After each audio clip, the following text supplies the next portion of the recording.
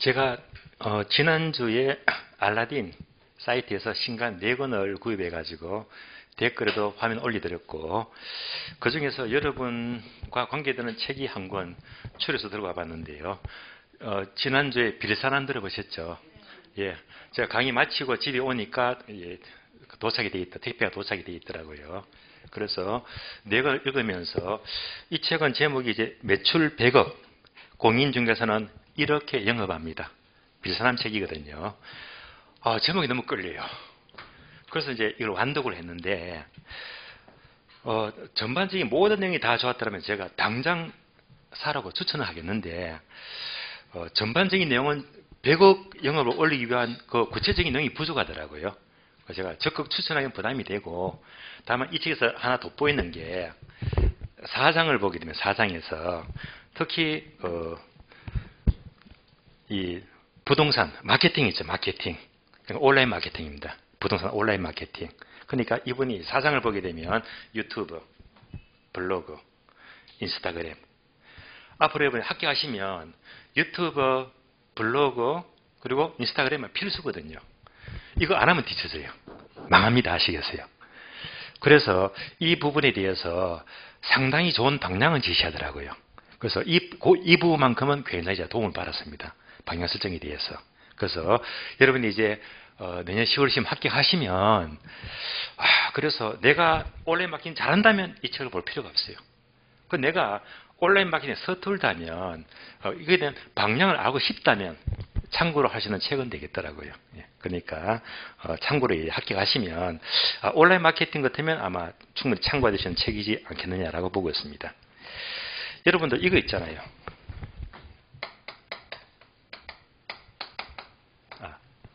본캐 들어보셨습니까?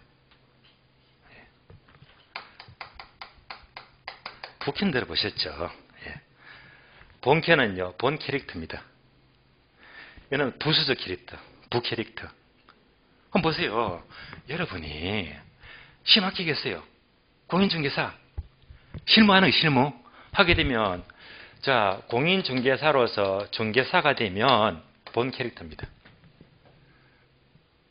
그래서 오프라인, 가게만 차려놓고 하면 돈 못 벌어요, 이제는. 시대가 워낙 변하고 있잖아요. 여러분들이 앞으로는 부캐가 더 중요합니다. 중개사 자격증보다 더 중요한 게 실무하게 되면 여기서부터 부캐가 뭐냐? 유튜브. 유튜브. 다음에 블로그 올리고. 다음에 인스타그램 하고요. 이게 전부 다 부캐가 돼요, 부캐. 부캐가 본업을 초월해버립니다. 아시겠어요? 여러분들이 앞으로 합격하시면 절대 합격했다. 시험은 끝이에요. 중개 실무 시작입니다. 시작이면 200을 넘어야지 여러분들이 이제 제대로 된 역할을 할 수 있는 거예요. 돈을 벌 수 있다는 말입니다. 그래서 이제 저도 부캐에 대해서 상당히 공부를 많이 하고 있는데 이것도 제가 어제 책을 또 도착을 받았습니다. 얘는 부캐에 대한 책이에요. 부캐. 어떻게 부캐를 활성화시키느냐. 책 제목이 나의 첫 사이드 프로젝트. 사이드 프로젝트가 부캐를 말이에요. 부수 캐릭터입니다. 그래서 내가 이 부분도 저는 약하지만은 그래도 앞으로 부캐를 좀 더 활성화시키기 위해서는 어떤 방법에 대해서 잘 적고 있더라고요. 그래서 이제 겨우 이제 파랗게 붙여놨잖아요. 오늘 그 SRT 타고 올라오면서 한 60페이지쯤 읽었거든요. 그래서 이제 오늘 또 완독을 할 예정입니다. 그래서 그냥 항상 끊임없이 이 성과 독서. 남들이 다 하는 부캐 들으면 뭡니까? 내가 잘해야 되겠지. 그 방법을 제시하고 있더라고요. 그래서 일단 이 책은 제가 읽어보고 도움이 된다면 또 한 번 더 따로 댓글에서 체크를 해드리겠습니다.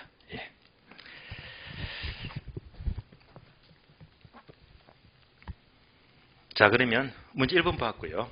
자, 1번 풀어보니까 결국은 풀만하죠. 이게 우리 시험의 레벨입니다.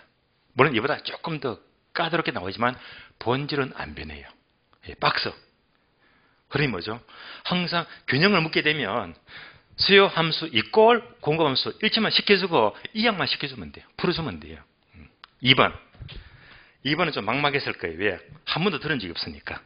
탄력성 계산 문제인데요. 탄력성. 자, 어떤 부동산 임대료가 제곱미터당 100만 원이었을 때 수요량은 2,000제곱미터예요. 그런데 임대료가 올라갔어요. 120만 원으로. 비싸졌죠. 비싸면 적게 산다고 했잖아요. 그러니까 수요량은요, 1,500으로 감소했대요. 이때 수요의 탄력성은 얼마인가? 자, 박스 보니까 공식이 나오잖아요. 분자분모 2줄 공식과 4줄 공식. 둘 다 우리 시험은 잘 나와요. 둘 다. 잘 나오는데, 그러면 바로 풀기보다도 여러분이 계산 문제를 공부하게 되면 따로 어느 정도 이론 지식도 필요합니다. 그 말은 뭐냐면요. 탄력성 계산 문제잖아요. 여러분, 탄력성 들어본 적이 없잖아. 탄력성이 뭔지. 제가 간단히 탄력성을 소개해 드릴게요. 그러면 이 문제가 좀 더 쉽게 와닿거든요. 탄력성입니다.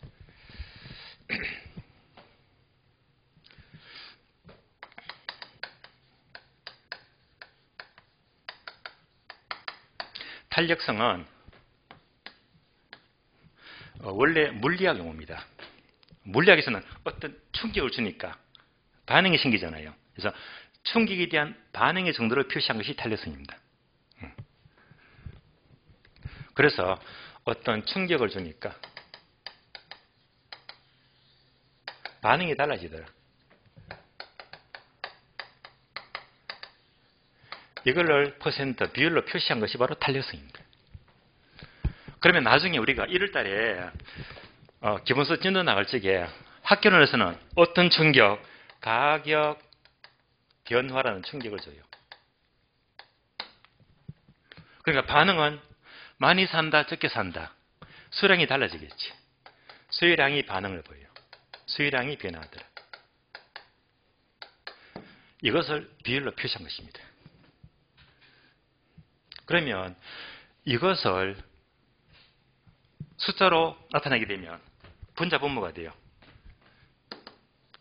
분자분모. 충격이 분모가 돼요. 충격. 즉 뭐지? 가격 변화. 반응이 분자로 올라갑니다. 반응이. 수요량의 변화. 그래서 박스 보니까 분모가 가격 변화 나왔잖아요. 분자가 수요량이 변하잖아요. 두 줄 공식이. 예를 들어 볼게요. 여러분이 쉽게 알기 위해서는 제가 문득 이틀 전에 저희 동기, 친구, 부친이 돌아가셨어요. 요즘은 이제 코로나니까 문성가기도 부담이 되잖아요. 그럼 계좌번호대로 입금시켜주잖아요. 부의금을. 예. 그래서 이제 부의금을 보내주면서 차마 가보진 못했습니다. 그런데 제가 부의금을 10만 하면 좋겠는데 편의상 5만 원 잡을게요.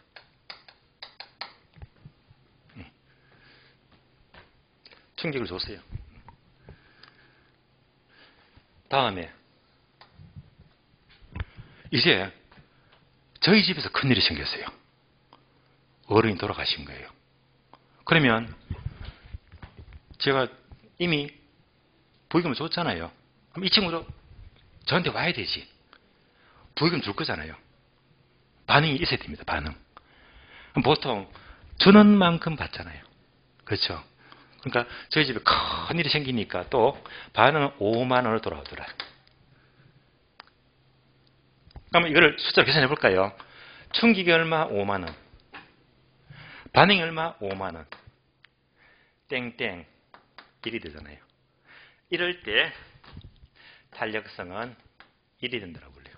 1이 된다. 충격과 반응이 똑같으면 1이 된다 말입니다. 이럴 수도 있잖아요. 제가 부의금을 5만 원 줬는데 이제 우리 집에 큰일이 생기니까 이 친구가 와서 뜻밖의 부의금을 10만 원 주는 거야. 대박이죠. 왜 이런 일이 생길까요? 그 친구가 그 부의 방면옥을 잊어버렸겠지. 그래가지고 까먹고 얼마 전 하면 10만 원 넣겠지. 저한테 기분 좋은 겁니다. 충격보다 반응이 크잖아요. 그럼 이때 충격이 5만 원인데 반응이 10만 원이야. 얼마가 되죠? 2가 되지. 그러니까 반응이 2배나 컸잖아요. 그러면 탄력성은 2가 된다. 2가 된다. 탄력성은 2가 된다. 그러면 탄력성이 2가 되니까 탄력성이 1보다 크잖아요. 다른 말로 반응이 크다 이 말이잖아요. 반응이 큰 경우를 다음 달 공부하겠지만 이것을 탄력적이다고 불러요. 충격보다 반응이 크면 1보다 크면 반응이 크다 탄력적이다 라고 해석합니다. 이럴 수도 있죠. 제가 충격을 5만 원 주었더니 돌아오는 반응은 5만 원을 와야 되는데 꼴란 3만 원 넣었다. 제가 섭섭합니다. 그죠? 그러면 볼까요? 탄력성. 제가 5만 원 충격을 줬는데 3만 원 받았다. 반응이 적잖아요. 예. 그럼 얼마가 되겠지? 0.6, 60%. 0.6이 돼요. 왜냐하면 1보다 작잖아요. 반응이 적잖아요. 이렇게 1보다 작다. 탄력성이 1보다 작으면 반응이 작다 이 말입니다. 반응이 작은 경우를 B자가 붙어요. 비탄력적. 반응이 크면 탄력적. 반응이 적으면 비탄력적. 이제 탄력성 이해되시겠죠? 5만 원. 극단적입니다. 충격을 주었더니 반응이 제로입니다. 이런 경우 당연히 보셨을 거예요. 나는 기껏 해서 부주를 했는데 찾아오지도 않네. 생갑니다 그냥. 정말 서운합니다. 그죠? 반응이 하나도 없잖아요. 이러면 어떻게 되지? 충격을 줬는데 반응이 제로야. 그러면 얘는 0이 돼요. 반응이 하나도 없어요. 반응이 전혀 없어요. 이러면 탄력성이 0이 됩니다. 극단적이잖아요. 이때는 완전자가 들어요. 완전자. 그래서 완전 비탄력적입니다. 완전 비탄력적이다 라고 불러요. 마지막으로 충격을 5만 원 주었더니 반응이 무한대로 크대요. 아니 반응이 백지수표를 주는 거야. 제가 1000으로 써놓으면 돼요. 그냥 반응이 무한대로 크거든요. 있을 수가 없겠지만 한번 볼까요? 충격이 5만 원인데 반응이 무한대로 커. 끝도 없어요. 이러면 그 값이 무한대가 되거든요. 이러면 탄력성이 무한대가 된다. 무한대로 크잖아요. 이럴 적에는 완전 탄력적입니다. 이렇게 탄력성은 크게 5가지로 나눠진대요. 기준은 뭐 1이다. 1을 기준으로 1보다 크다, 반응이 크다, 탄력적. 1보다 작다, 반응이 작다, 비탄력적이다. 주로 이제 요거 갖고 설명을 많이 합니다. 탄력적, 비탄력적. 자, 그럼 이제 탄력성에 대한 개념은 아시겠죠? 그래서 이것을 공식화 시킨 것이 네모 박스야, 박스. 자, 박스 보기엔 2줄 공식 나왔잖아. 자, 분모가 뭐지? 충격, 가격 변화율. 예. 분자가 뭐지? 반응, 수열량의 변화율입니다. 그래서 이제 옮겨볼게요. 이제 여러분들 공식 어느 정도 이제 감이 잡힐 겁니다. 이제 막연히 공식만 알게 되면 이거는 제대로 된 공부가 아니에요. 이해를 하고 공식을 암기해야 되는 거예요. 하면 탄력성이 이퀄. 자, 충격이 가격 변화율입니다.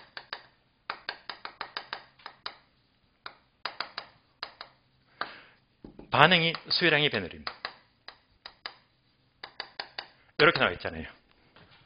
얘가 2줄 공식. 근데 또 4줄이 나와. 4줄. 4줄. 다시 4줄을 봅니다. 이제 얘를 다시 분자 분모로 나게 되면 얘는요. 다시 분모가 원래 가격입니다. 그리고 가격 변화 보입니다.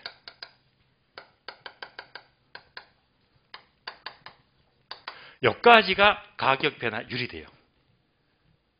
다시 얘도 분자 분모 원래 수량입니다.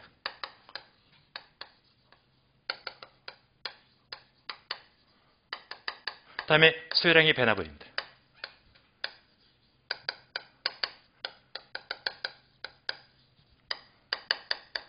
그러면 얘가 분자 수열량의 변화율입니다.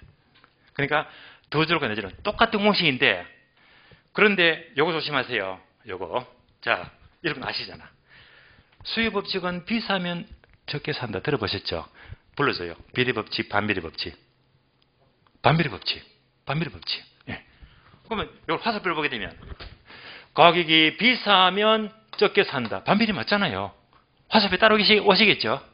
다시. 가격이 비싸다는 게 플러스예요. 플러스. 그러면 적게 산다가 마이너스예요. 예. 이걸 알아야 됩니다. 반대로 움직이자, 반대로. 근데 탄력성 값은요, 전부 다 보니까 마이너스가 없잖아. 얘는 항상 이제 이래 되면 값이 마이너스가 나오는 거거든요. 근데 여기서 보니까 마이너스가 없잖아요. 그러니까 부호를 무시하자. 부호를 무시하려면 절대값입니다. 얘도 절대값. 그래서 항상 가격 탄력성은 반비례 법칙이니까 부호가 마이너스가 나와요. 부호를 무시하자. 무시하자. 그래서 뭐? 절대값. 무조건 절대값입니다. 가격 탄력성은. 자, 이제 여기까지 제가 공식을 설명드렸습니다. 공식. 이제 공식이 나왔다면 여기서 문제 2번 보니까 숫자, 문제 2번 읽어보니까 숫자가 2개 나와요. 4개 나와요. 몇 개? 4개. 2개 나오면 2줄이야. 2줄. 4개 나오면 4줄이라. 예. 문제만 딱 봐도 2줄인지 4줄인지 알 수 있잖아. 숫자가 4개잖아요. 그럼 이제부터 얘가 아니고 요거 묻는 거구나. 4줄 공식. 그러니까 지금부터 4절 하니까 요거. 탄력성 앞에서 분자분 뭐 4줄 풀어봤잖아요. 그거 묻는 문제. 그거 묻는 문제. 그럼 지금부터 문제 분석합니다. 자, 2번 첫 줄. 임대료가 100만 원입니다.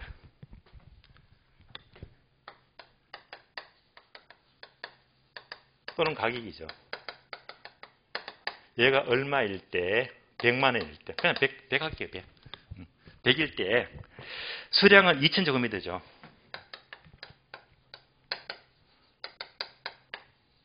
2000제곱미터. 그냥 2000 할게요. 100일 때 2000개 산대요. 근데 두 번째 줄. 임대료가 120 올라가니까 수량은 1500으로 감소했대요.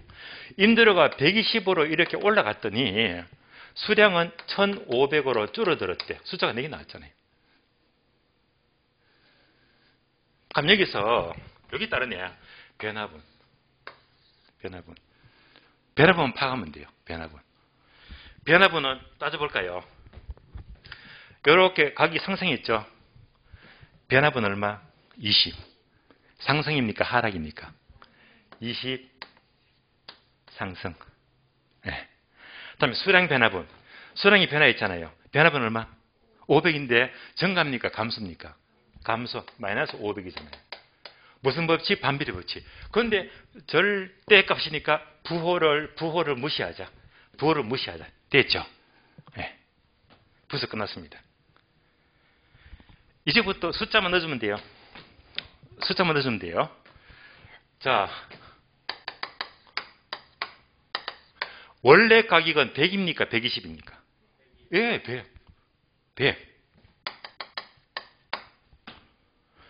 가격 변화분은 20. 20. 다시. 원래 수량은 2000입니까? 1500입니까? 2000. 수량 변화분은 얼마? 500. 그러니까 문제만 분석하게 되면 원래 가격 변화분, 원래 수량 변화분 얼마나 찾기 수월합니까? 문제 풀어보니까. 그러면 이제 4줄 완성이 됐네. 얘가 뭡니까? 얘가 앞에서 풀어봤잖아. 여기 어딨나? 탄력성이. 요거죠. 그죠? 탄력성. 4줄 공식. 풀어봤잖아, 우리 이미. 그래서 어떡하자? 먼저 약분하자. 약분하면 5분의 1이 돼요. 약분하면 4분의 1. 약분했잖아요. 몇 초? 3초. 약분 금방 됩니다. 3초. 그럼 이렇게 계산하면 되지. 내함곱은 분모라고 했죠. 분모가 4가 되지. 외양급은 분자가 되죠. 얼마? 5가 돼요. 몇 초? 3초. 약분 3초. 정리하자 3초. 여기서 끝나요. 그럼 얼마 됩니까? 5 나누기 3이 답이 나왔지. 정답 1.25. 정답 1.25. 정답 1번. 1번입니다.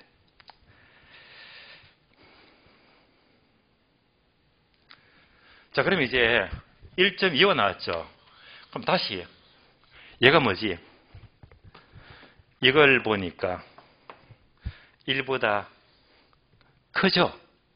크니까 탄력적이다. 1보다 크니까. 이렇게 정리가 된다는 말입니다. 자, 탄력성 계산 문제 4줄짜리 공식 풀어봤고 이미 앞에서 4줄 공식을 연습해 봤습니다. 하니까 이제 응용이 되고 있잖아요. 아, 이렇게 푸는 거구나. 자, 그래서 1번 문제가 뭐였습니까? 균형 가격과 균형 양구하고 2번은 뭐죠? 탄력성.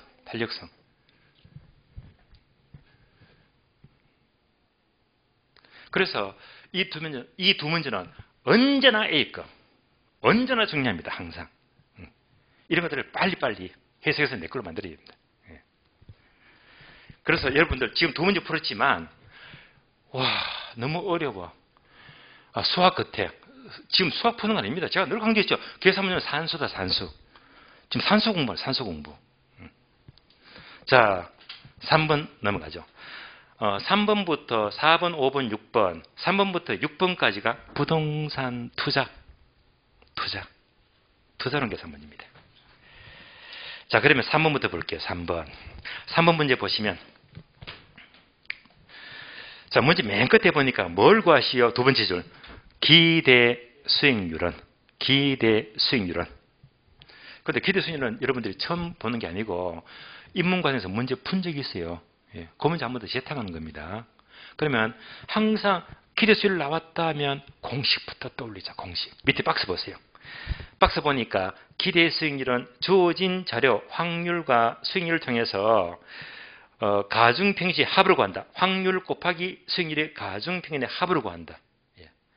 처음 넣는 거 아니죠? 그러면 이제 지금부터 문제를 봅니다.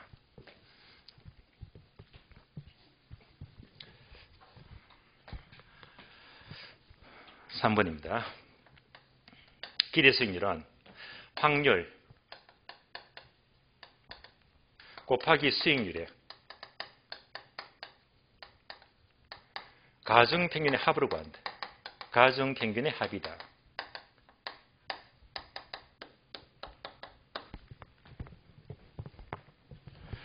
그러면 바로 펴볼게요.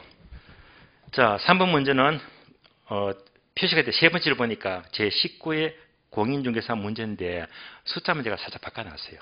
수정했잖아요. 표를 보니까 경제 환경 변수가 나오고 확률인 발생 확률 동그라미. 다음에 수익률 동그라미. 그럼 답이 나왔지. 확률, 수익률 답이 나왔잖아요. 확률, 수익률. 다시 세 가지. 시장이 비관적일 때 정상적이다, 낙관적이다. 이렇게 나오잖아요. 문제가. 비관적이면 불황이죠. 요즘 불황이잖아요. 코로나 때문에. 다음에 정상적이면 시장이 보통을 말하고요. 낙관적이면 시장이 호황을 말해요. 이럴 때 확률이 각각 20%, 60%, 20%. 이때 수익률은 자, 비관적이면 4%, 보통이면 8%, 호황이면 12% 나왔잖아요. 자, 표를 보시면서 바로 풀어버립시다. 처음 푸는 거 아니니까. 그러면 자, 지금부터 확률 곱하기 수익률입니다. 공식 알고 있잖아요. 공식이 암기되었다면 숫자만 대입하면 돼. 불러줘요. 첫 번째, 시장이 비관적이다. 확률 몇 프로? 20%. 수익률 몇 프로? 4%. 계속 불러줘요. 시장이 정상적이다. 확률 몇 프로? 60%. 수익률 몇 프로? 8%. 시장이 낙관적이다. 확률 20%. 수익률 12%. 끝. 이 문제가 이게 나왔잖아요. 요거. 앞에서 연습했잖아요. 괄호 두 개 있고 계산하는 거 풀어봤잖아요.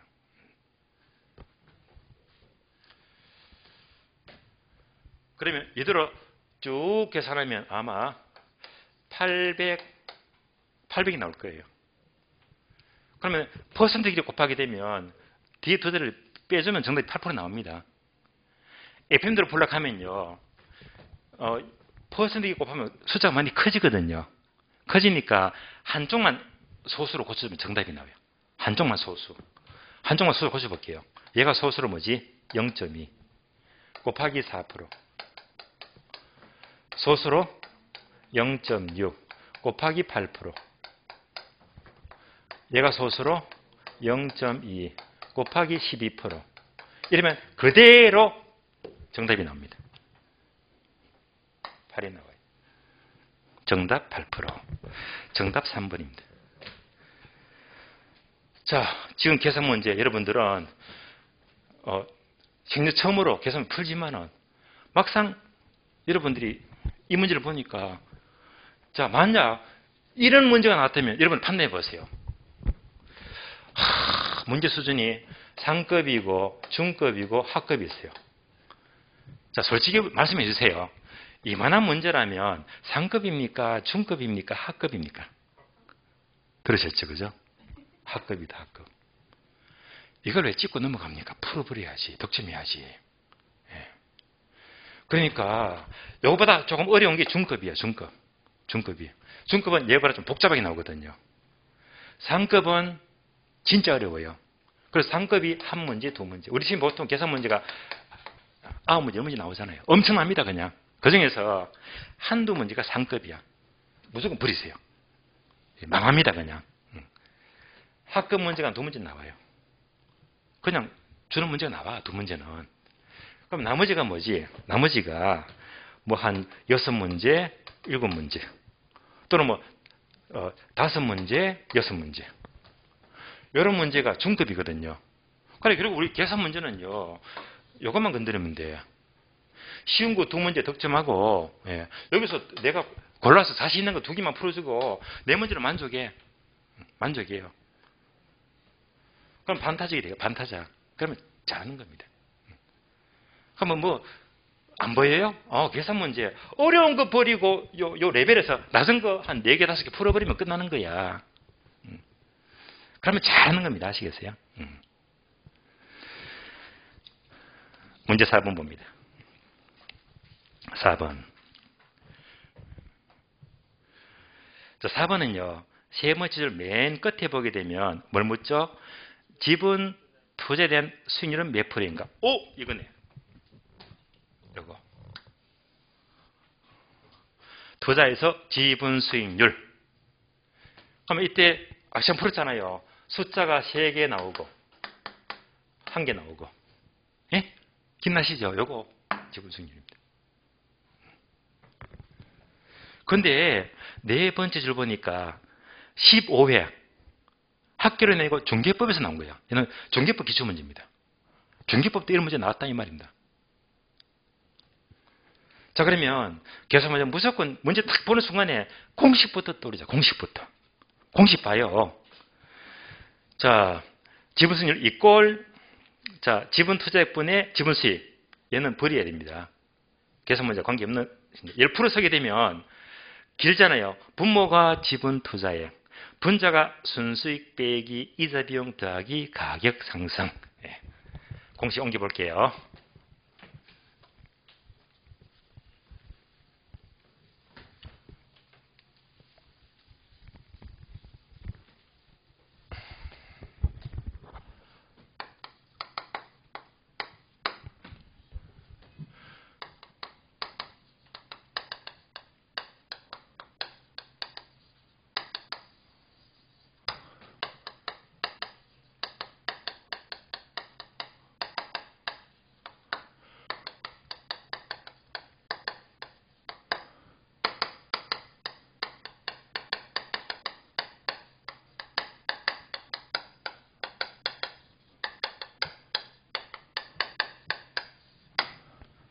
공식은 웬만하면 불변 그대로 암기하시면 돼요. 문제는요. 숫자만 바꾼 게 계산 문제니까. 공식은 이대로 보시면 암기하면 돼요. 이렇게. 이제부터 얘가 지분 승인이면 문제 보시면서 이것만 찾아서 숫자만 4개 넣으시면 끝! 끝. 바로 문제 보겠습니다. 1억 원을 투자하면, 자, 바로 풀어서 볼게요. 1억을 투자해요. 1억. 1년 동안에 2,600만 원의 수익이 생기는 보선이 있대요. 수익이 얼마입니까? 2,600만 원. 그냥 읽으면 분석이 안 되니까 이렇게 여러분들 그리면서 빨리빨리 분석을 해야 됩니다. 네.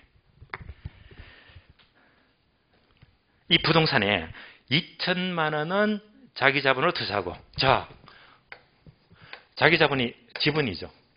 내 돈. 내 돈 얼마? 2천만 원.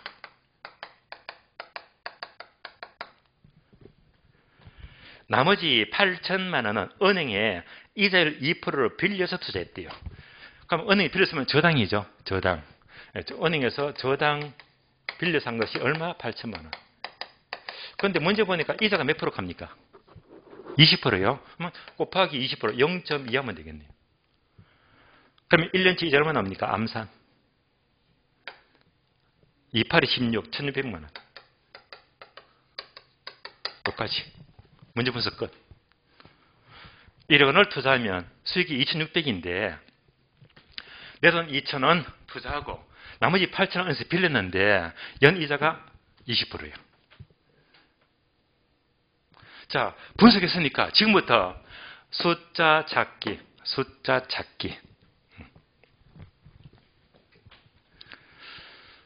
그러면 첫 번째,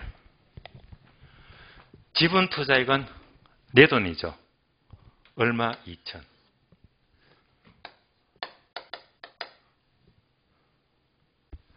순수익 있죠. 요거. 네? 수익 2,600. 다음에 이자가 얼마? 1,600. 이자가 1,600. 가격 상승은 여기서 가격 상승 단어가 나와요? 안 나와요? 안 나오잖아요. 안 나오면 없애든지 0이다. 없으면 0이에요. 없다는 말입니다. 있으면 넣어주면 돼요. 다 풀었네. 분모가 2천만 원. 빼니까 얼마 되죠? 1,000만 원. 암산 안 돼요? 2분의 1, 0.5. 정답 50%. 정답 5번 50%입니다. 그러니까 이제 여러분이 자꾸 연습하는 겁니다. 지금 제가 연습하는 게 공식만 알아버리니까 문제만 딱 분석해서 숫자만 찾아서 넣어주니까 무조건 답이 나온다. 그래서 항상 계산 문제는 문제가 딱 나오면 공식부터 딱 돌려버리면 무조건 100%, 800중입니다. 정확히 답이 나온단 말입니다. 문제 5번. 현재 1억 원에 5년 후 미래 가치를 구하시오. 28회 때 비슷한 문제 나왔어요. 현재 1억 원에 5년 후 미래 가치. 자, 박스 보니까요.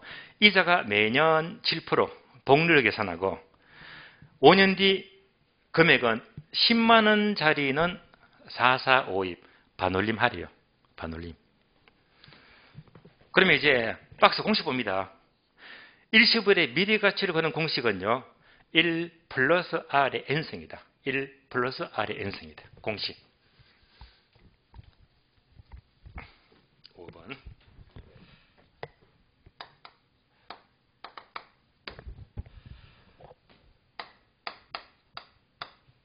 자, 미래 가치를 거는 공식은 1 플러스 R의 n승입니다. 그러면 이때 R이 이자가 돼요. 이자율. 이자율. N성. N은요. 기간.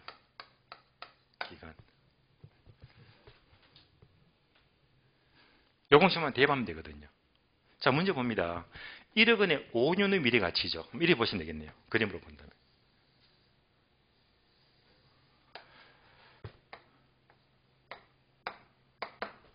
자, 돈이 1억이 있어요.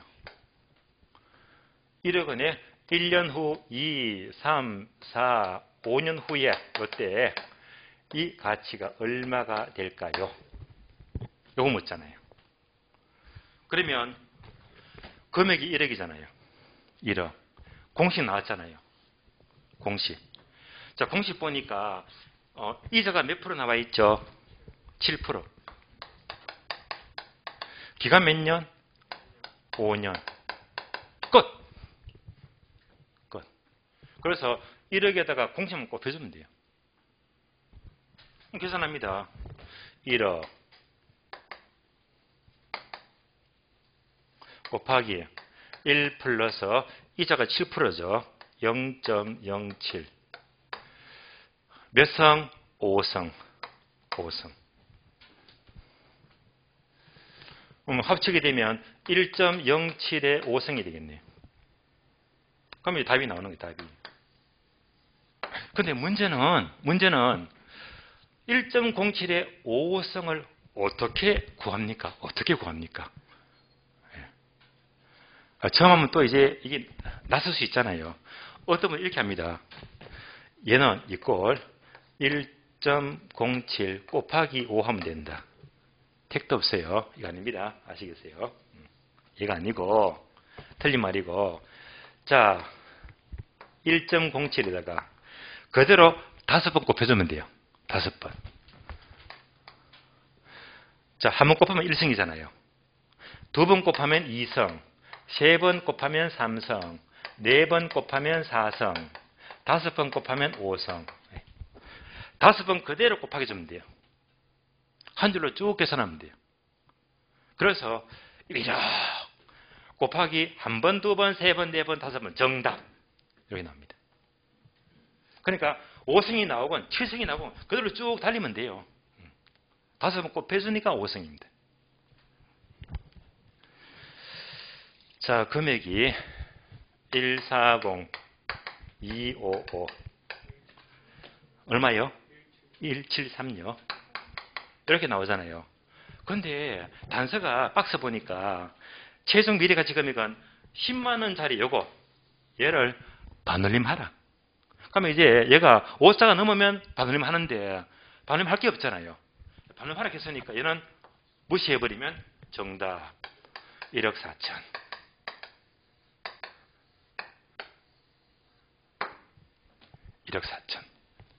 정답 1번입니다.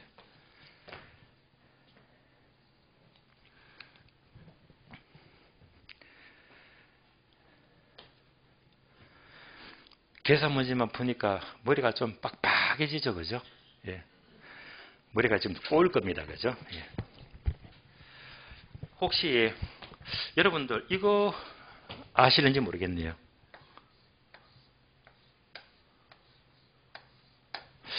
이거 어디서 본 적 있어요? 4 곱하기 4.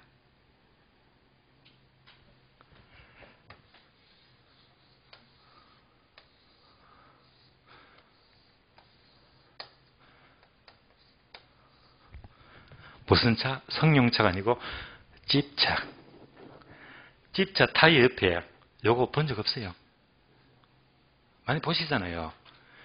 남자들이면 이거 되게 좋아하는데 이 젊은 사람의 로망 아닙니까? 집차 한번 사가지고 타보는 거예요. 예. 요즘은 국산 집차가 거의 없더라고요. 그래서 이제 외국에 집차 좋은 거 많이 나오잖아요. 예. 타고 싶죠. 예. 어떤 젊은 친구가요. 집차를 너무 좋아합니다. 너무 좋아해요. 그래서 열심히 돈을 모아가지고 드디어 꿈의 로망이죠. 4 곱하기 4 집차를 사세요. 요 이니셜이 얼마입니까? 사륜구동. 사륜구동이죠. 4 곱하기 4. 예. 샀어요. 야, 시차 한번 사보세요. 기분 그 말로 표현을 못해. 그냥 보름 동안은 막 날아가는 기분입니다. 핸들만 잡아도 그냥 마냥 행복합니다. 그냥. 그렇잖아요. 예. 마침.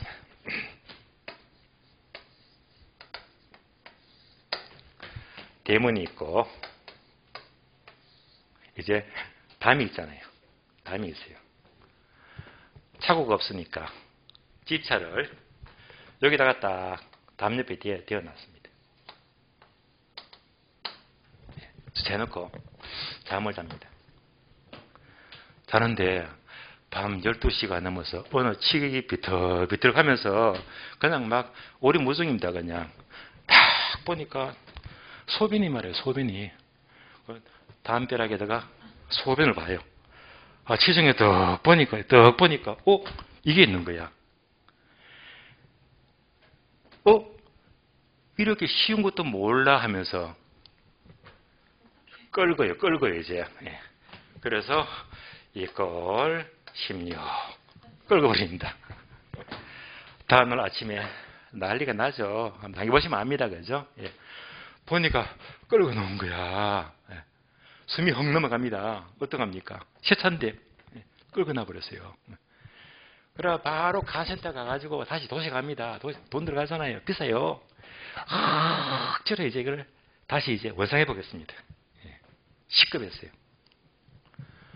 다음 날 잠을 자는데 또 새벽에 취객이 또 소변을 보면서 이것도 몰라 하면서 또 이걸 16 또 긁어버립니다. 또 깨고 보니까 환장합니다. 그냥 하도 열받아가지고 에익 하면서 그냥 카센터 가서 그냥 이러지 말고요. 이 꼴 16으로 적어주세요. 새겨버렸습니다. 이제 별탈 없겠지. 그래서 이제 안심 놓고 잠을 자는 거예요.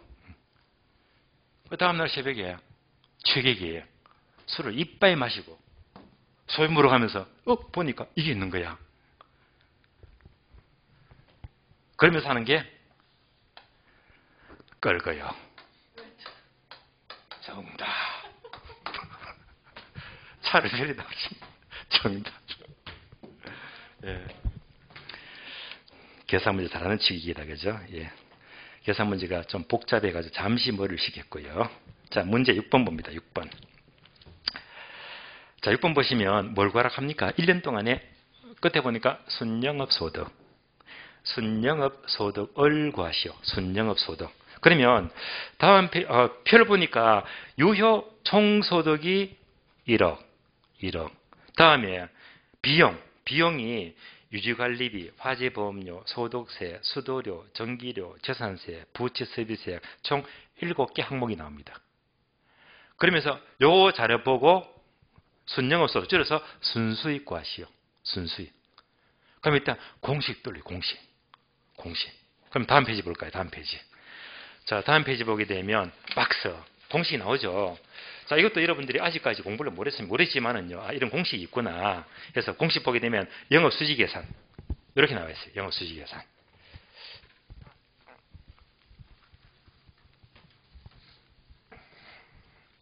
자, 공식이 영업수지가요. 첫 번째 가능조소득. 자, 공실과 불량부채를 빼요. 다 안 쓸게요. 나와 있으니까. 다음에 기타 소득을 더해요. 그러면 유효조소득입니다.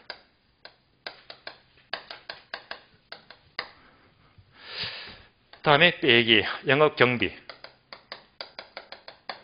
빼면 순영업소득입니다.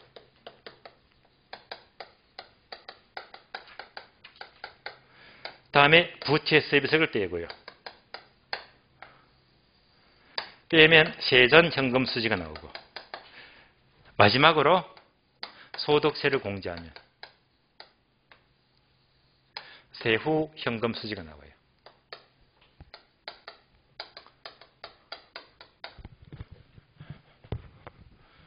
얘가 원래 안 나와서요. 내시험은 굉장히 중요합니다. 확률이 되게 높아요. 다만 숫자를 많이 줍니다. 숫자를. 그러면 공실 빼고 경비 빼고 부채 빼고 세금 빼고 자, 요거 투에서 영업수지 빼고 예? 그게 이런 문제래요. 빼고 근데 문제는요, 숫자를 막 주면서 세후 현금 수지를 구하시오. 요거 정말 중요합니다. 대신에 숫자가 되게 많습니다. 얘는 속도 빨리 풀어야 됩니다. 다음에 요거 말고도요. 지금 6번 문제는 뭡니까? 순영업소득 줄여서 순수익입니다. 요거를 구하시오. 기출문제. 얘를 구하시오. 먼저 이제 얘를 묻잖아요. 얘를. 그럼 이제 훨씬 더 문제가 수월하지. 예, 밑에 거는 무시하면 되니까. 자, 그러면 표를 다시 보고 불러주세요. 유효 총수득 얼마? 얼마요? 1억이죠. 1억. 다음 두 번째 칸이 경비들, 경비. 몇 개? 7개 항목. 그래서 요겁니다. 경비만 빼게 되면 정답이 나온단 말입니다. 그래서 결국 경비에 포함되는 건 넣어주면 되고 경비에 안 들어가는 거는 포함 안 하면 돼요. 그럼 잘 보세요. 경비잖아. 그러면 자, 공실은 경비에 앞에서 뺐기 때문에 경비가 될 수가 없죠. 예? 또 여기서 부채 서비스건 자, 뒤에서 빼니까 경비에 들어갈 수가 없잖아요. 또 소득세도 경비에 들어갈 수가 없지. 그럼 느낌 하나요? 아, 이런 것들은 앞에서 빼고 뒤에서 빼니까 경비라고는 볼 수가 없다. 없다. 그러면 이제 경비 항목 7개 중에서 자, 공실이나 부채 서비스액이나 소득세 항목이 안 보입니까? 보이죠? 그래서 유지관리비, 화재보험료, 경비 맞습니다. 운영기비 들어가요. 소득세 X. 왜? 요거잖아요. 소득세. 경비가 아닙니다. X. 다음에 수도료, 전기료, 채사세 전부 다 경비 들어갑니다. 그런데 부채 서비스액 요거지. X. 그러니까 이 경비에서 소득세하고 부채 서비스액은 경비가 아니다. 왜? 나중에 빼는 거니까 경비 안 들어가요. 그럼 끝났지. 얘는 빼주면 돼요. 무시해버리고 나머지만 합하면 돼. 그러니까 유지관리비 2천만 원, 보험료 300만 원, 수수료 200만 원, 전기료 300만 원, 재산세 2천만 원. 요것만 더해주면 되거든요. 요것만 더해주게 되면 얼마가 되면 4,800만입니다.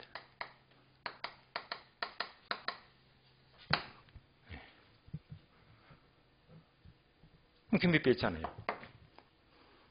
그러면 남는 게 순수익이네요. 얼마? 5,200만 원. 정답 5,200. 정답 4번. 16회 기출문제입니다. 이어서 문제 7번 봅니다. 자, 7번 보시면 그림이 나와요. 그림 보게 되면 그림부터 보세요. 도시 A가 나오고 두 번째 도시 C가 나오고 세 번째 도시 B가 나와요. 8번 문제 볼 8번 문제. 8번 문제 보게 되면 다음 페이지 또 그림이 있죠. 그림이 비슷한 느낌 안 들어요. 동그라미가 3개잖아. 그래서 8번 그림 보게 되면 첫 번째 동그라미가 기존 매장, 다음에 오른쪽에 신규 매장, 가운데 인구 4만 명의 도시 나오잖아요. 그래서 이 문제도 역시 둘 다 A급입니다. 잘 나와요. 아마 이 둘 중에 33회 시험은 한 문제 나올 확률이 굉장히 높아요. 굉장히 높아요. 자, 그러면 7번, 8번은 그림이 비슷하니까 이거를 바로 문제 풀기 공식은 간단해요. 분자분모 간단해요. 그런데 이렇게 문제 푸는 것보다는 가장 기본적인 원리를 아는 게 좋아요. 기본적인 원리. 자, 지금부터 제 설명을 잘 따라오시면 돼요. 자, 7번 문제가 레일리의 소매 인력 법칙입니다.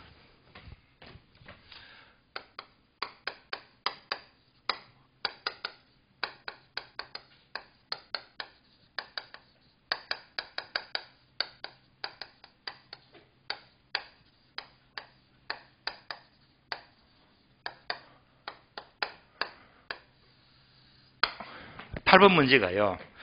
허퍼의 상권 분석문입니다.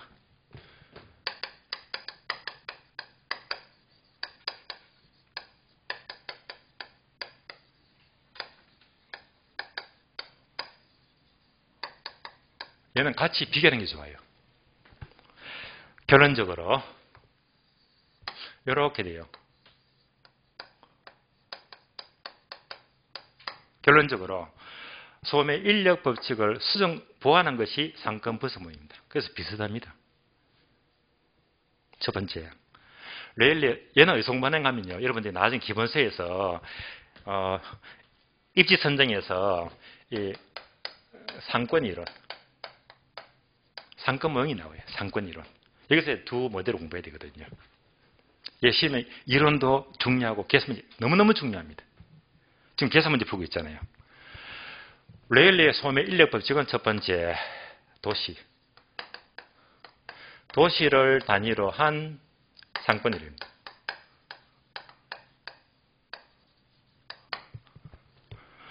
허퍼의 상권 분석 모형은 점포, 상점을 단위로 한 상권 이론입니다. 비교합니다. 다시. 레일리는 도시. 허퍼는 도시가 아니고 점포, 상점. 그럼 다시 이제 그림 봐요. 7번 문제는 동그라미 3개가 도시입니까? 점포입니까? A 도시, B 도시, C 도시가 나오잖아. 그러니까 이거잖아. 도시. 8번 문제. 그림 보세요. 도시가 나와요. 매장이 나와요. 매장. 요거 점포. 매장. 문제만 딱 봐도 도시가 나오니까 소매 인력 법칙. 매장이 나오니까 점포가 나오니까 상권 분석 모형입니다. 허퍼 모델입니다. 이어서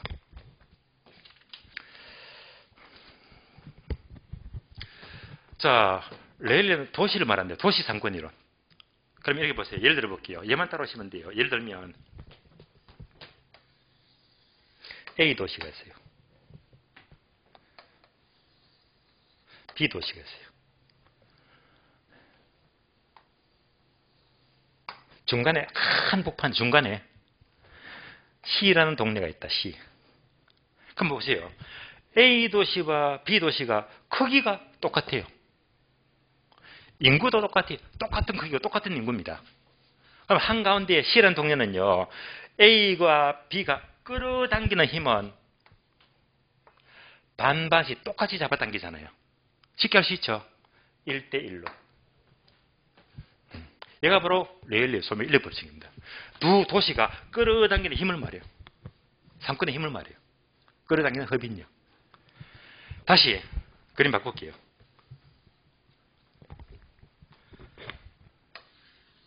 와, 크다. B보다 A가 훨씬 큽니다. 집어넣어 볼까요? 서울. 얼마나 치고 크잖아요. 서울. 얘는요, 수원. 되시겠죠? 이게 얘가 있잖아요. 얘가. 예. 근데 인구를 따져보자. 간단하게 쉽게 하기 위해서 서울을 1000만 잡을게요. 인구 1000만. 예? 수원은 100만 잡을게요. 되시겠죠? 서울이 수원보다 몇 배 큽니까? 10배 크죠? 그러면 얘가 10배나 덩치가 큰 놈이니까 이놈이 덩치가 크니까 많이 잡아당기겠네. 얘는 작으니까 적게 잡아당기고. 그렇잖아요. 얘가 바로 소매 인력 법칙입니다. 그러면 몇 대 몇이 될까요? 10배나 크니까 10대 1이다. 이럴 수 있잖아요. 근데 여기 아니거든요. 여기 아니고 10배나 크니까 10대 1이 아니고 무조건 여기다가 루트를 씌워줘요. 10배가 크면 루트 10대 1만큼 많이 잡아당긴단 말입니다. 되시겠어요? 왜 루트 됩니까? 그것까지 그건 알려고 하면 수학이니까. 우리 시험은 수학 이런 거 시험이 안 나와요. 그러니까 A 도시가 큰 만큼 루트 배수만큼 많이 잡아당긴대요. 자, 다시 2배가 크면 루트 2, 3배가 크면 루트 3대 1입니다. 되시겠죠? 예. 이거를 표현합니다. 고객 유인력. 이제 박스 공식 봐요. 박스 공식. 분자 분모. 분자가 인구가 나오고요. 분모가 거리의 제곱입니다. 이 흐름을 요거를 이제 공식화 시킨 것이 얘가 된대요. 공식은 간단합니다.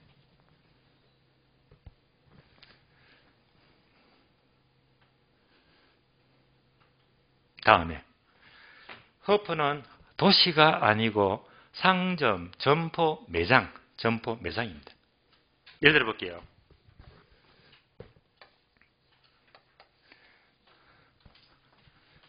우리 집이다, 우리 집. 그러면 여러분 집 근처에 마트가 있잖아요, 마트. 마트가 뭐죠? 매장.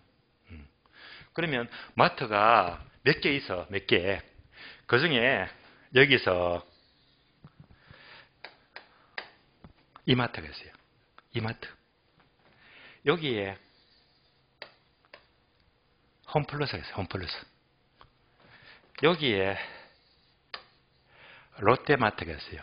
이럴 수 있잖아요. 우리 집 주변에 대형마트가 3개 있어.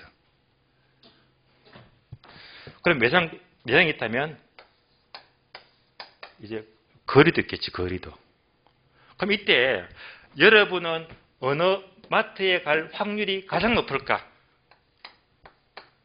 이걸 따지는 게 이 점포가 끌어당기는 흡인력이 바로 허프의 모형입니다. 도시가 끌어당기는 흡인력은 소멸력 법칙이고 점포가 끌어당기는 흡인력은 상급물성 모형입니다. 단순하게 볼게요. 단순하게 다시 만약 세계마트가 크기가 똑같다면 여러분들은 먼 데 갑니까? 가까운 데 갑니까? 예, 가까운 데 갈 확률이 높잖아요. 이런 말이에요. 바꿔서 세계 점포가 거리가 똑같아. 거리가 똑같으면 여러분들 큰 데 간다, 작은 데 간다. 큰 편작 가겠지. 그게 기본 이론이 다 알고 있는 거잖아요. 그럼 이제 바꿔볼게요. 이제 똑같은 게 아니고 다 달라. 얘가 면적이 5,000제곱미터고 얘가 10,000제곱미터고 얘가 3,000제곱미터라. 거리는 얘가 2km 떨어졌고 얘는요, 자 5km 떨어졌고 얘는요 3km 떨어졌어. 면적 다르고 거리가 다르는 게 현실이잖아요. 이렇게 푸는 공식이 네모박스 공식, 8번 박스 공식입니다. 그래서 공식 보게 되면 두 번째, 고객 유인력 이꼴 매장 면적 나누기 거리의 제곱입니다. 다시 두 개 공식 비교합니다. 자, 도시니까 인구가 들어가요. 도시의 인구수. 점포니까 인구가 아니고 점포니까 매장 면적이 들어가요. 그럼 이제 공식이 다 비슷하잖아요. 예, 비슷해요. 여기까지 공식 설명입니다. 다만 한 개 더 추가. 거리의 제곱, 거리 제곱인데 얘는 그대로 이성. 얘는요 2성이 아니고 얘는 유의합니다. 얘가 바로 박스 보니까 8번 박스 따라 나와 있어요. 공간 마찰계수. 마찰계수예요. 얘를 조심하세요. 마찰계수. 마찰계수는 0이 될 수도 있고 1이 될 수도 있고 2가 되고 3이 되고 주기 나름이거든요. 그래서 만약에 자료에서 마찰계수가 2로 주게 되면 2성. 예.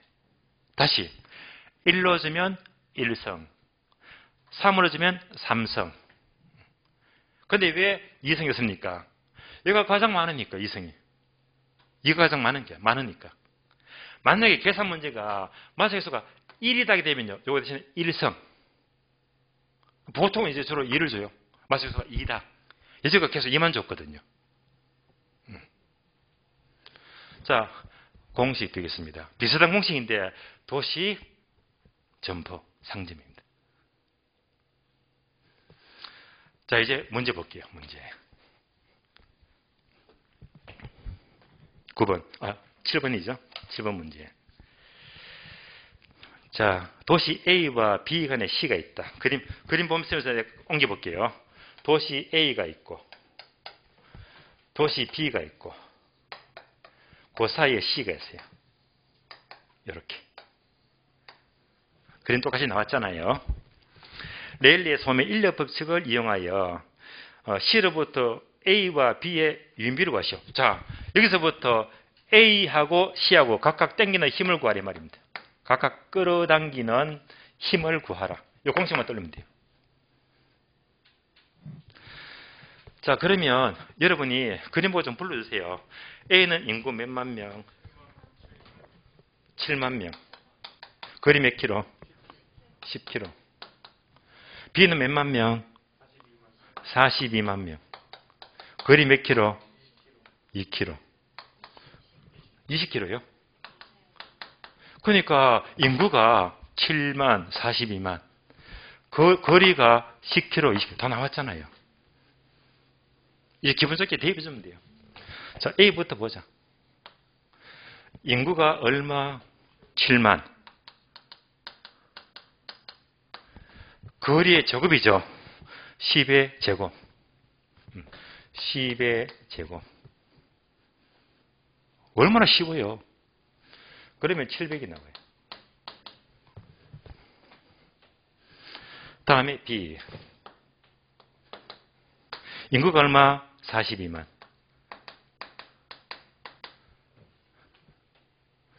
거리의 제곱이죠. 20의 제곱. 20의 제곱입니다.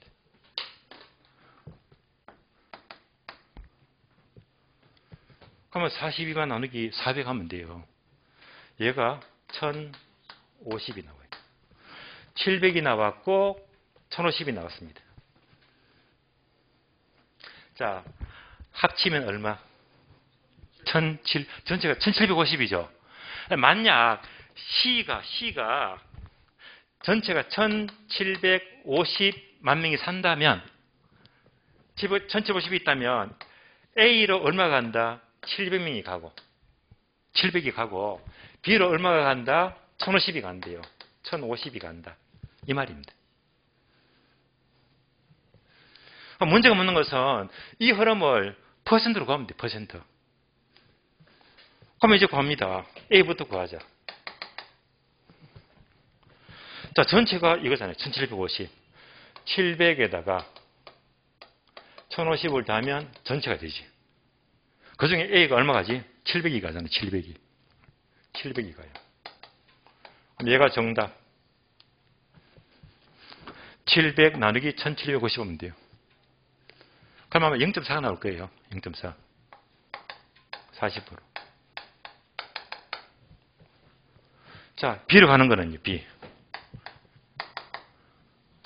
전체가 1750이죠. 700 더하기 1050이니까.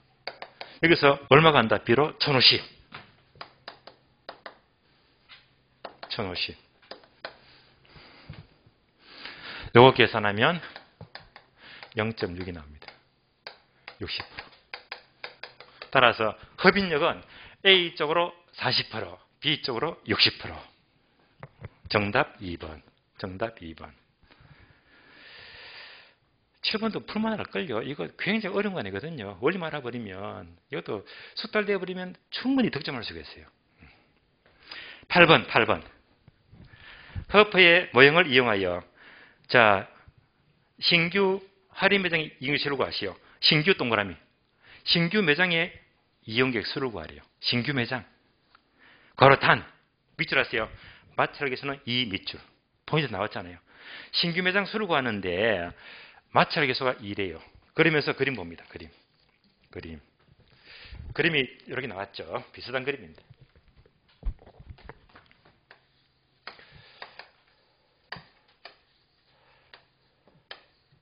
자, 왼쪽이 기존 매장, 오른쪽은 신규 매장, 다음에 가운데가 도시가 4만 명이죠. 도시가 인구가 4만 명입니다. 자, 여러분이 보면 불러주세요. 기존 매장은 면적 얼마? 면적 12,000제곱미터. 신규 매장 얼마? 9,000. 거리가 기존 매장은 몇 킬로입니까? 2킬로. 신규 매장은 3킬로. 끝. 그럼 잘 보세요. 면적 나왔잖아. 면적. 예? 다음에 거리도 나왔지. 근데 이 마찰계수가 얼마 나왔죠? 이거 나왔잖아요. 공간 마찰계수는 2라고 했으니까 거리의 제곱, 3의 제곱 이렇게 넣어줘야 말입니다. 다 풀었어요. 풀어볼게요. 계산하면 돼요. 자, 그러면 기준매장은 면적이 12,000, 거리의 제곱이죠. 마찰계수 2의 2선 3,000 나와요. 4, 32, 3,000 3,000 나오죠. 다음에 신규 매장은 똑같이 매장 면적은 9,000입니다. 3의 제곱이죠. 암선 되죠. 1,000.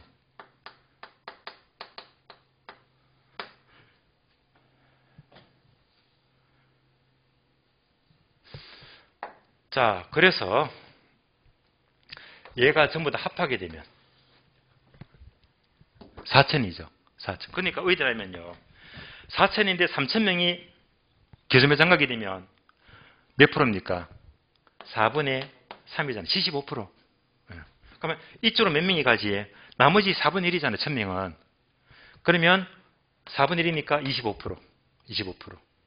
그러니까 숫자가 3,000 나왔으니까 4분의 3은 이쪽으로 가고 나머지 4분의 1은 신규로 가더라. 그럼 문제는요. 문제는 신규 매장의 이용계수. 얘를 구하라. 신규 매장. 신규 매장. 요거 물었잖아요. 신규 매장. 그러면 도시가 4만 명이면 곱하기 얼마가지? 4분의 1. 다른 말로 25%잖아요. 4분의 1. 따라서 4분의 1이 신규 매장 가더라 이 말입니다. 그럼 몇 명? 10,000명. 정답 1만 명. 정답 1만 명. 정답 1번입니다. 자, 마지막 문제 봅니다. 문제. 다음 페이지에서 자, A지역 부동산 산업의 입지계수를 구하시오. 재판 볼까요? 요거. 입지계수. 입지계수. 언제 나왔다? 작년에도 출시되었습니다. 올해 32회 때 입지계수. 그럼 뭐지? 네 줄 공식. 기억나시죠? 네 줄 공식. 네 줄 공식 묻는 겁니다. 자, 그럼 구분 문제 밑줄 하세요. A지역 부동산 산업 밑줄. 얘가 이제 문제 묻는 거잖아요. 어느 지역? A지역. 어떤 산업? 부동산 산업. 그러면 다시 입지계수는요. 박스 공식 봅니다. 공식 보니까 두 줄 공식과 네 줄 공식 있죠. 네 줄 공식이 시험에 자꾸 나와. 두 줄짜리는 시험에 안 나와요. 무조건 네 줄로 풀어야 돼요. 100% 무조건 네 줄입니다. 그러면 이제 옮겨봅니다.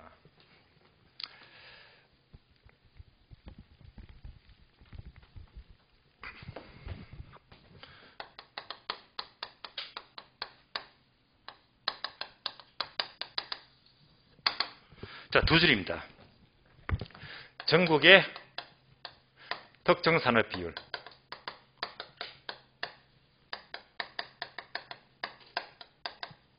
다음에 지역의 특정 산업 비율. 자, 지금부터 시작하세요. 공식을 어떻게 쉽게 볼까? 전국 동그라미. 다음에 분자 지역 동그라미 끝. 이것도 올려요. 결국 입지계수는 전국에 대한 지역의 특정 산업 비율입니다. 그럼 이대로 풀기보다 하면 여러분들이 이론적으로 얘가 뭘 말하는지 계산 문제를 풀기 이전에 이론 흐름부터 아는 게죠. 이론 흐름. 자, 이론 흐름 간단히 예를 들어 볼게요. 예를 들면 자동차. 자, 한번 감 떠올려봐요. 우리나라에서 자동차 산업이 가장 특화된 도시 하면 뭐가 떠올려요? 울산. 그렇네요. 저도 울산 생각했는데 울산. 울산은 사실 현대차가 먹이 살리는 거잖아요. 그러면 울산은 자동차가 특화됐기 때문에 전국의 평균 산업 비율보다 훨씬 더 높아야지. 왜? 특화됐으니까. 그러면 전국을 한 50 잡을게요. 50. 울산은 특화되었잖아요. 얘보다 커야 되겠네. 그럼 한 80 잡을까요?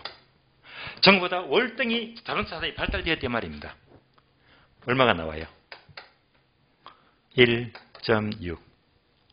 그러니까 울산은 전국 평균치보다도 1.6배나 자동차 산업이 특화되었다 이 말입니다. 그래서 입지계수 LQ 얘가요, 입지계수가 1보다 크면요, 1보다 크면 특화산업입니다.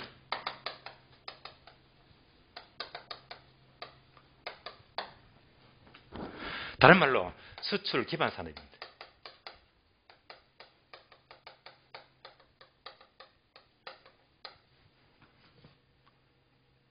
자, 거꾸로 울산이 아니고 대전을 집어넣자.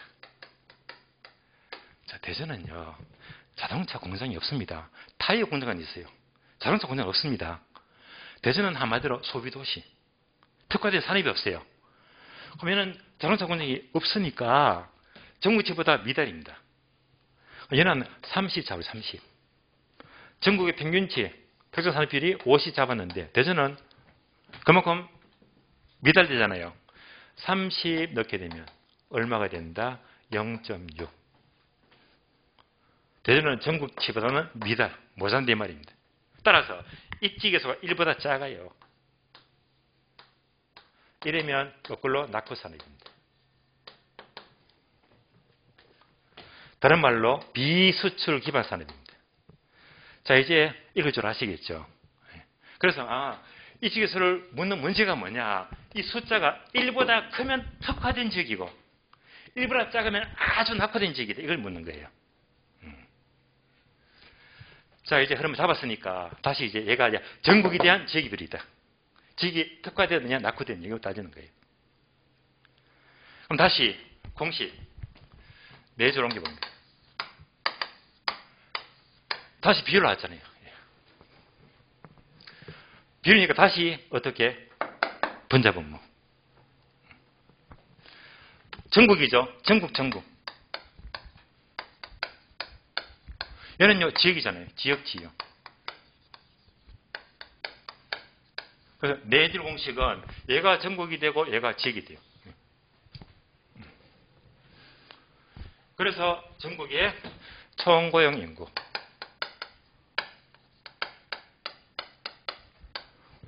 전국의 특정 산업 고용 인구. 여기 공식 나와 있어요.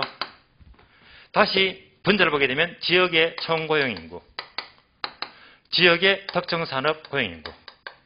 이렇게 4줄 나오잖아요. 항상 계산 문제는 4줄짜리 공식이 나온다 이 말입니다. 얘가 쎄예요. 자, 이제부터 숫자 한번 넣어보겠습니다. 숫자. 자, 표가 나와 있죠, 표.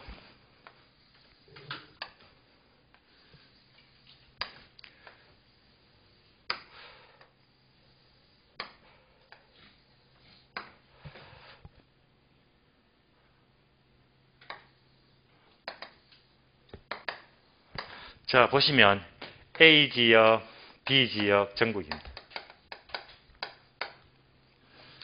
자동차 산업, 부동산이네요. 부동산 산업, 기타 산업, 그리고 전체. 대기 103배. 426.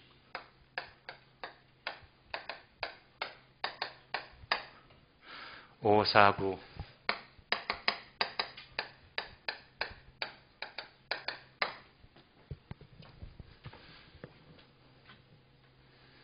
자, 이제 이것을 공식하고 다 매치만 시켜주면 돼요. 자, 문제는 뭡니까? A지요.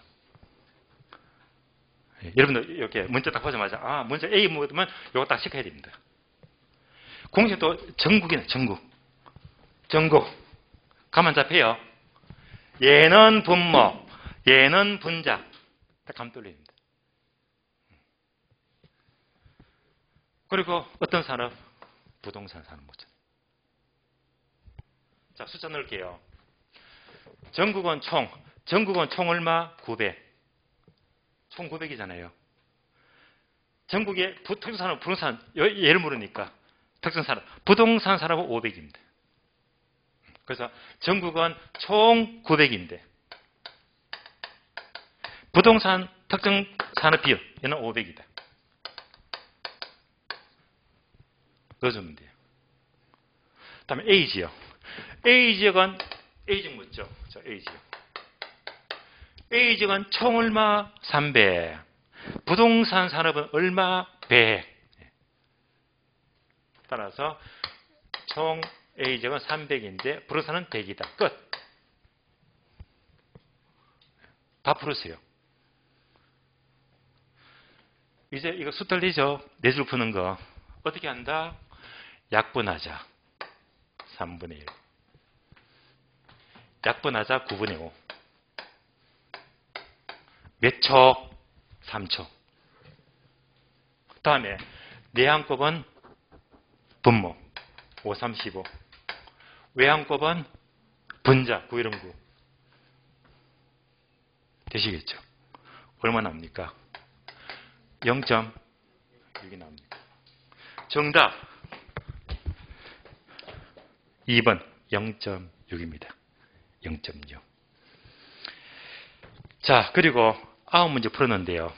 참고로 올해 시험은 요 9문제 중에서 3문제 나왔습니다. 그리고 오늘 푼 기초 계산 문제 있잖아요. 9문제지만은 매일마다 2문제, 3문제는 꼭꼭 나옵니다. 예. 여러분 이거 보니까 야, 할만하네 하면 이미 2-3문제 따고 들어간 거예요. 숫자로만 하면 되는 겁니다. 예. 자, 그래서 여러분들이 이제 계산 기초 특강 들으시면서 어느 정도 숫자에 대한 공포도 버리시고, 계산 문제는 수학이 아니고 공식만 암기하고 내가 연습하게 되면 아무것도 아니다. 자신감이 생길 거예요. 이렇게 따라오시면 돼요. 예. 자, 마지막으로 오늘 29일이죠. 이제 이틀만 지나면 해가 바뀌어요. 해가 바뀝니다. 그래서 제가 요거